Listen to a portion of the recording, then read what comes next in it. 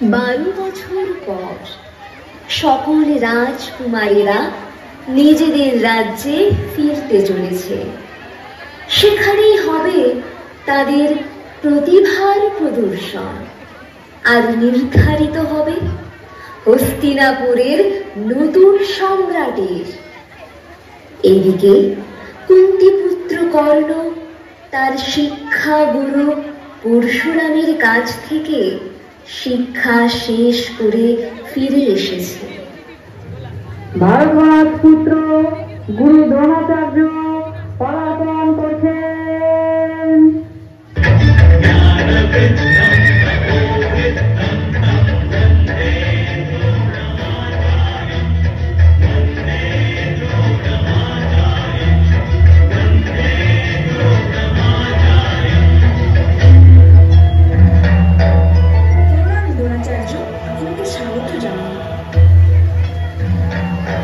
ধন্যবাদ।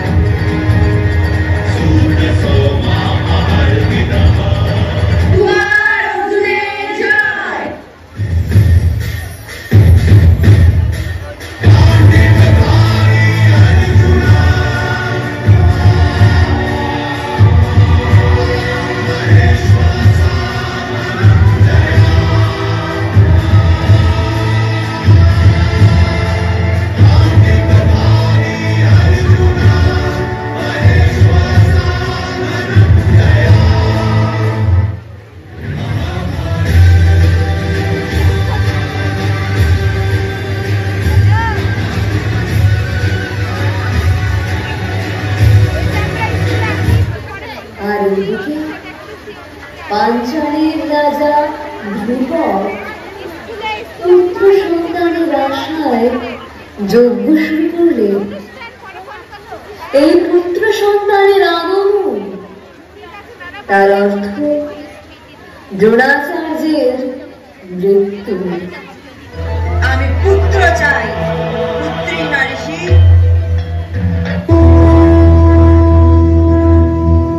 স্বস্তি स्वस्ति न इन्द्रो वृद्धश्रवाः स्वस्ति नः पूषा विश्ववेदाः स्वस्ति नस्तार्क्ष्यो अरिष्टनेमिः स्वस्ति नो बृहस्पतिर्दधातु।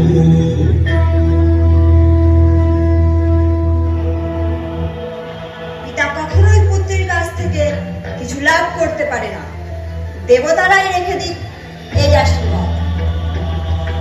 পুত্রী থেকে সম্মান আসে, ধ্রুপদ পুত্রী থেকেই ধর্ম লাভ হয়। ঠিক আছে, কি দেবে দেবতারা আমায়? এমন হঠকারী ভাবে আহুতি চেয়ে কি দেবে? দাও তবে। আমি আমার পুত্রের জন্য আজীবনে কষ্ট দাবি করছি। কি বলছেন পিতাশ্রী? আপনি আপনার কন্যার জন্য সারা জীবনের দুঃখ চাইছেন কেন পিতাশ্রী?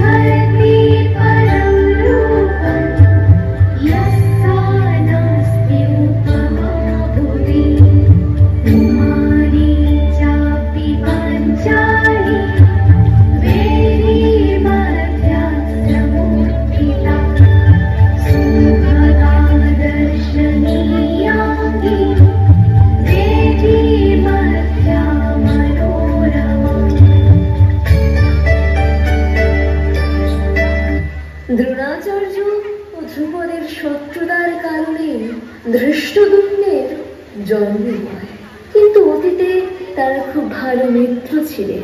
দ্রোণাচার্য যখন জানতে পারলেন ধৃষ্টদ্যুম্ন পৃথিবীতে এসেছে, তখন তাকে আশীর্বাদ করতে পাঞ্চাল নগরীর উদ্দেশ্যে রওনা হলেন।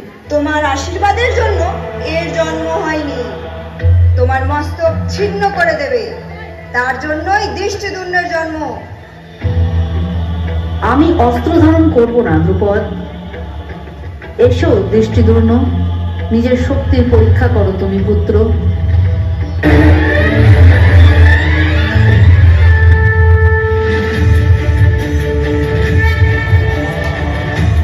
পিতাশ্রী, গদার প্রহার হলো। এ কার গদা?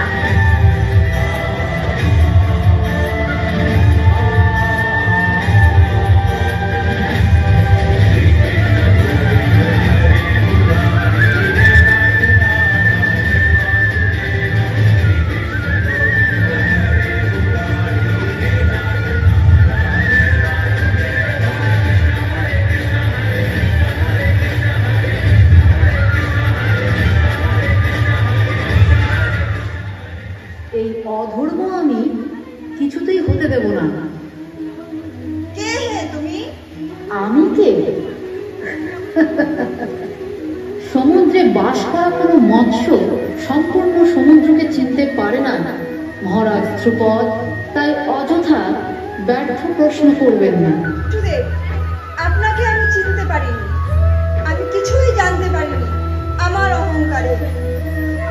আজ বুঝেছি আমার কন্যা আমার কাছে কতটা দামি। তুমি আজ হতে কৃষ্ণা নও, তুমি আজ হতে ধ্রুপদ কন্যা দ্রৌপদী।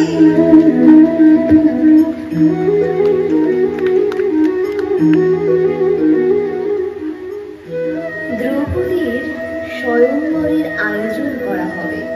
গোবিন্দ, আপনি এখানে? আমার উপস্থিতি জানার পূর্বে ধর্মের আধার কি তা জানতে হবে। ধর্মের 5টি আধার: জ্ঞান, প্রেম, ন্যায়, সমর্পণ আর ধৈর্য। এবার চলো। দাঁড়ান গোবিন্দ, এবার আমার একটি কথার উত্তর দিন তো। আপনার গদা কি আমি সেই দিন শান্ত করেছিলাম? তোমার কি মনে হয় দ্রৌপদী? আমার মনে হয় ওটা আপনি স্বয়ং শান্ত করেছিলেন। কিন্তু তাকে শান্ত তোমার জন্যই করা হয়েছিল, অতএব এই কৃতিত্ব তোমারই পাওনা। এবার চলো।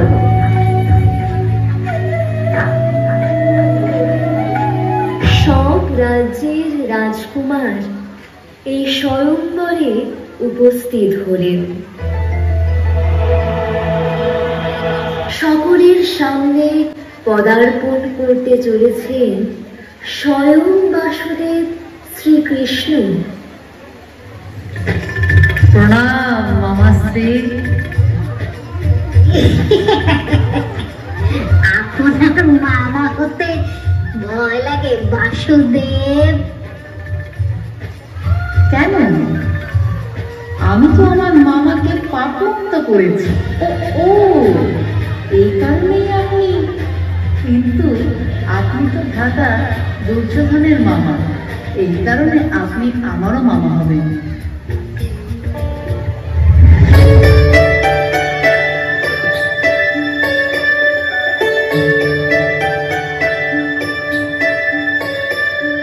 মামা, এত সুন্দরী নারী, এর তো আমারই রানী হওয়ার যোগ্য। অঙ্গরাজ কর্ণ, কি বলেন? এত সুন্দর এক নারী। দাঁড়াও দুঃশাসন, আগে কিছু বলো না। যদি মিত্র দুর্যোধন দ্রৌপদীকে বিয়ে করে তবে সে তোমার মাতার স্থানে থাকবে। অঙ্গরাজ কর্ণ, আপনি ঠিকই বলেছেন।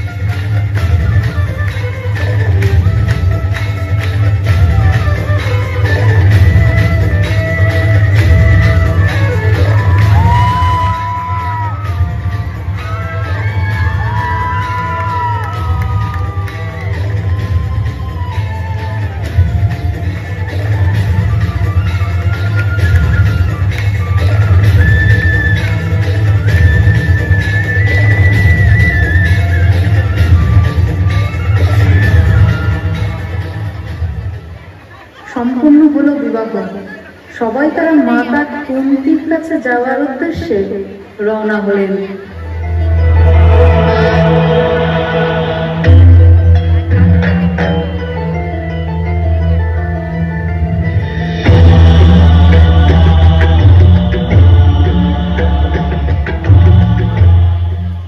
মাতা, মাতা দেখুন না, আজ আমি কি দান পেয়েছি। তোমরা যা দান পেয়েছো তা 5 ভাই সমান ভাগে ভাগ করে নাও। এ আপনি কি বললেন মাতা? সে আপনার পুত্রবধূ। পুত্র অর্জুন, তুমি কি করে এক স্ত্রীর ক্ষেত্রে দান শব্দটির ব্যবহার করলে? আমি কি করে ফেললাম এটা? হস্তিনাপুরের সবাই জানতে পারল পাণ্ডবেরা জীবিত আছে এবং দ্রৌপদীকে তারা বিবাহ করেছে। হস্তিনাপুর এবং ইন্দ্রপ্রস্থ নামে দুটো নগর তৈরি হলো। এই ইন্দ্রপ্রস্থে পঞ্চ পাণ্ডবেরা নিবাস করল এবং একসময় শকুনের পরামর্শে পাশা খেলার নিমন্ত্রণ দিল। পাশা খেলায় তারা সর্বস্ব হেরে গেল এবং শেষে দ্রৌপদীকেও পাশা খেলার অংশ করা হল। এই অধর্মের পাশা খেলায় পাণ্ডবেরা হেরে গেল দ্রৌপদীকে। দুঃশাসন, দ্রৌপদীর কেস ধরে নিয়ে আসো এই রাজসভায়। তাকে দাসী রূপে প্রবেশ করানো হবে। আর এই রাজসভায় দাসীদের প্রবেশের অনুমতি তো আছে, তাই না পিতামহ ভীষ্ম?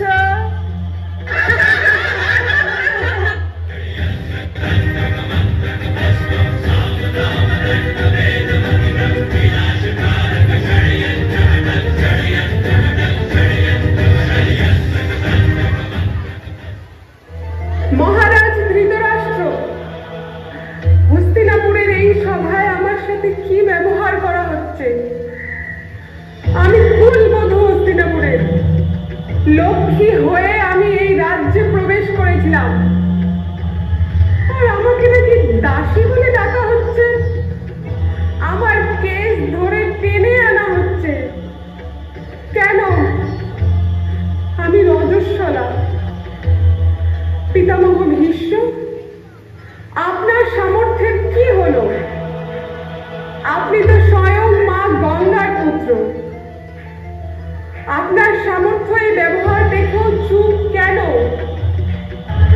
আমার কি ত্রুটি ছিল যে আমাকে এই প্রকার এখানে আনা হলো? সবাই সবাই নিজের নিজের ধর্মের বিচার অবশ্যই করেছেন, কিন্তু কেউ এই পাঞ্চালীর মূল্যবোধ, পাঞ্চালীর সম্মান কেউ অনুভব করেনি। এসো দাসী, আমার জঙ্ঘায় প্রবেশন করো। মূর্খ দুর্যোধন, আমি যোগ্য থেকে উৎপন্ন যোগ্য শ্রেণী। আমাকে তুমি দাসী বানাতে পারবে না। দুর্যোধন, মুখে লাগাম দাও। যেই রূপে এই সভা অন্ধকারে নিমজ্জিত, সেই রূপে আমি মহারাজা ধৃতরাষ্ট্র আপনার জীবন অন্ধকারে ভরে দেব। দুঃশাসন, এগিয়ে যাও, খুলে ফেলো এর বস্ত্র। মৌন থাকুন সবাই। আমার রক্ষা আর আপনারা করতে পারবেন না। যদি আমার ভাগ্যে থাকে, তাহলে আমার রক্ষা স্বয়ং করবে আমার সখা। এসো দুঃশাসন, নিজের শক্তির পরীক্ষা করেই নাও। গোবিন্দ, গোবিন্দ, গোবিন্দ।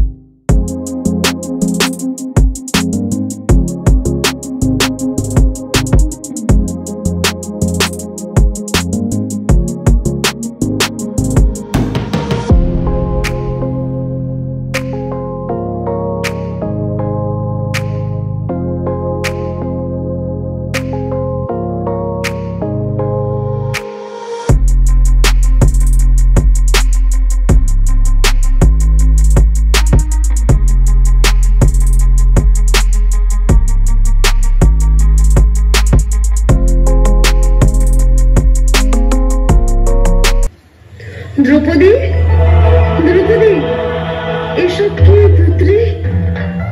দাঁড়ান, আমাকে স্পর্শ করবেন না রাজমাতা গান্ধারী। মাতা কুন্তী, আমি অপবিত্র হয়ে যাব, আমি মলিন হয়ে যাব, আমি আর আপনার পুত্রবধূ নই, আমি কারো স্ত্রী নই, কুরু বংশের কুলবধূ নই, বংশহীন আমি, স্বয়ং অগ্নি আমি, শুদ্ধ আমি, কিন্তু ঔষধ দিতে আমার বসবাস। আজ এই সমগ্র রাজসভায় আমি সমগ্র বিশ্বের স্ত্রীদের অশ্রু জল বহন করেছি। রাজমাতা কুন্তী, মহারানী গান্ধারী, যদি স্বয়ং নিজের সুরক্ষা চান তো এই রাজসভা ত্যাগ করুন। আমি মানবী নই, আমি মৃত্যু। এই সমগ্র সভায় উপস্থিত দুষ্টদের মৃত্যু আমি। আমি অভিশাপ দিচ্ছি যে এখনই সবকিছু। না না দ্রৌপদী, অভিশাপ দিও না, দয়া করো মা, ক্ষমা ভিক্ষা দাও। আমার অভিশাপই ক্ষমা মহারানী। যদি আমি অভিশাপ না দিই, প্রতি ক্ষণে এরা সবাই নরক যন্ত্রণা ভোগ করবে। না পুত্রী, যে স্ত্রী জীবন নেয়নি সে স্ত্রী মৃত্যু দিতে পারে না।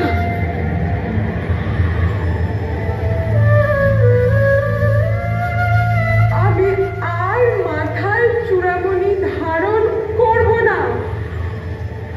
আমি আজকের পর থেকে নিজের এই কেশ কখনো ভাঙব না। একটা সুযোগ দাও, আমাদের না হলে অন্তিম সময় পর্যন্ত নরকবাস করতে হবে। একজন স্বামী হিসেবে নয়, একজন মিত্র রূপে তোমাকে বলছি, নিজের সংযম হারিও না।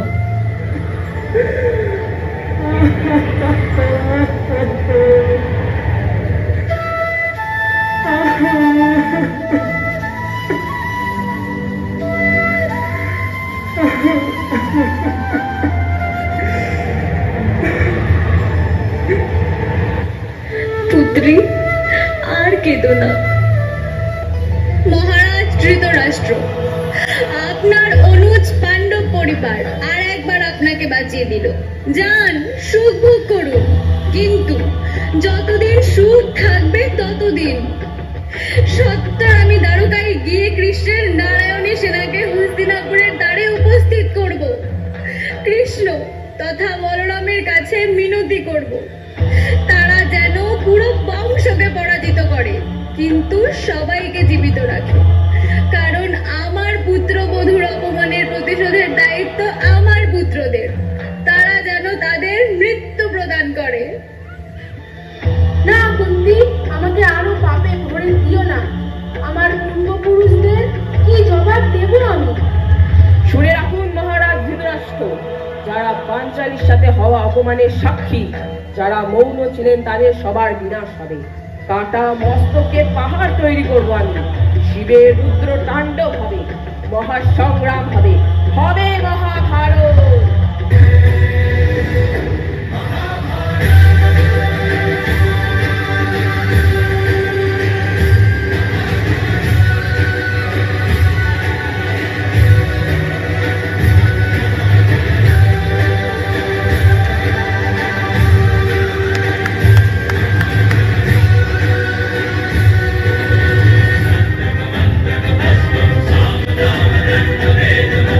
Vinas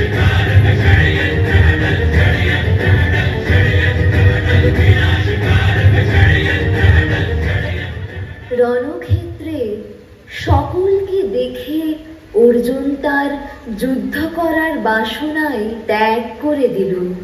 আপনজনদের কিভাবে সে হত্যা করবে, এই চিন্তায়, এই ব্যথায় সে আর কিছুতেই নিজের অস্ত্র হাতে নিতে পারছে না। এই কথাই সে স্বয়ং কৃষ্ণকে জানায়। অর্জুন, তুমি মৌন কেন? তোমার গান্ডীব তোলো। অর্জুন! আমি কার সাথে যুদ্ধ করব গোবিন্দ? এরা সবাই তো আমার নিজের। এই যুদ্ধ করে আমি কি পাবো? এই যুদ্ধ করতে পারবো না, আমি অস্ত্র তুলতে পারবো না। যুদ্ধ তোমাকে করতেই হবে অর্জুন। তবে দেখো, সত্যের দর্শন তুমি করো আজ। यदा यदा हि धर्मस्व ग्लानिर्भवति भारत अभ्युत्थानं मदर्मस्व तदात्मानं सृजाम्यहं परित्राणाय साधूनां विनाशाय चतुष्कृतां धर्म संस्थापनार्थे सम्भवामि युगे युगे। আমি সত্য দর্শন করেছি, তুমি আমায় ক্ষমা করো মাধব। আমি যুদ্ধ করব।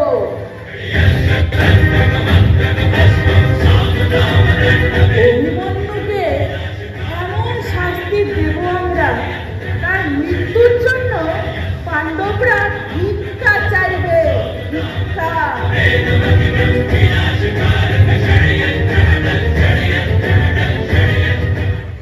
তাতশ্রী, আমার পিতাকে বলো আমি রণক্ষেত্রে বীরের মতো যুদ্ধ করেছি। মাতাশ্রীকে বলো তার সম্মান আমি ক্ষুণ্ণ হতে দেইনি। নারীর সম্মান সর্বশ্রেষ্ঠ, তার সম্মুখে আমার মৃত্যু কিছুই না। উত্তরাকে বলো তাতশ্রী আমাদের পুত্র অনেক শক্তিশালী হবে। অভিমন্যুর মৃত্যু পাণ্ডবদের আরো রাগান্বিত করে তোলে।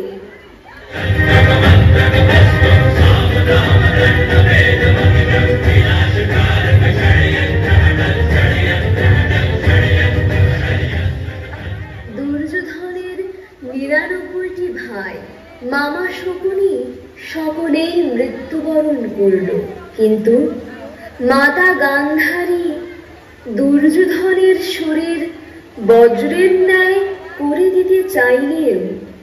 শ্রীকৃষ্ণের ছলনায় দুর্যোধনের জঙ্ঘা বাদে পুরোটাই বজ্রের হলো।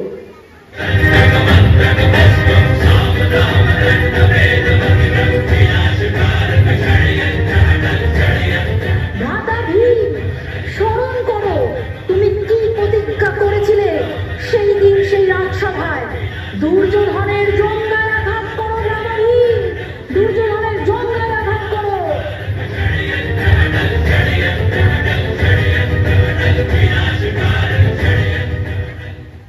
আবার রাজসভা অলঙ্কৃত হল। সকলে মিলে উপস্থিত হল যুধিষ্ঠিরের রাজ্যাভিষেক আয়োজন করার উদ্দেশ্যে। এ তো আমার হস্তিনাপুরের সৌভাগ্য।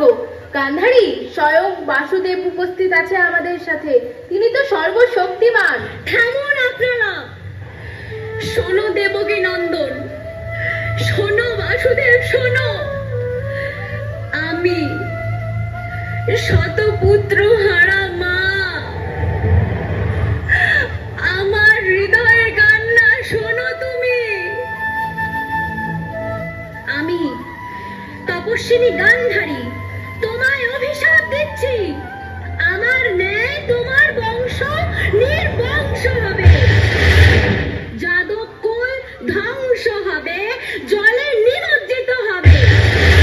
তুমি কোনো শিকারের ন্যায় শিকারীর হাতে হত্যা হবে। আমি তোমায় অভিশাপ দিলাম। না মাতা, আপনার ক্রোধ যথার্থ। আমিও প্রতি মুহূর্তে পীড়া অনুভব করেছি। আপনার পুত্রর যখন জঙ্গা ভেঙেছিল, আমি সেই পীড়া অনুভব করেছি। তার মুখ থেকে যে আর্তনাদ বেরিয়েছিল, সেই আর্তনাদ আমারই ছিল মাতা। মাতা, সারা জীবন তো সকল মায়ের আশীর্বাদ পেয়েছি আমি। আজ না হয় এই অভিশাপই গ্রহণ করলাম আমি। না না, এত ভয়ঙ্কর অভিশাপ কি করে আমার মুখ থেকে নিঃসৃত হলো?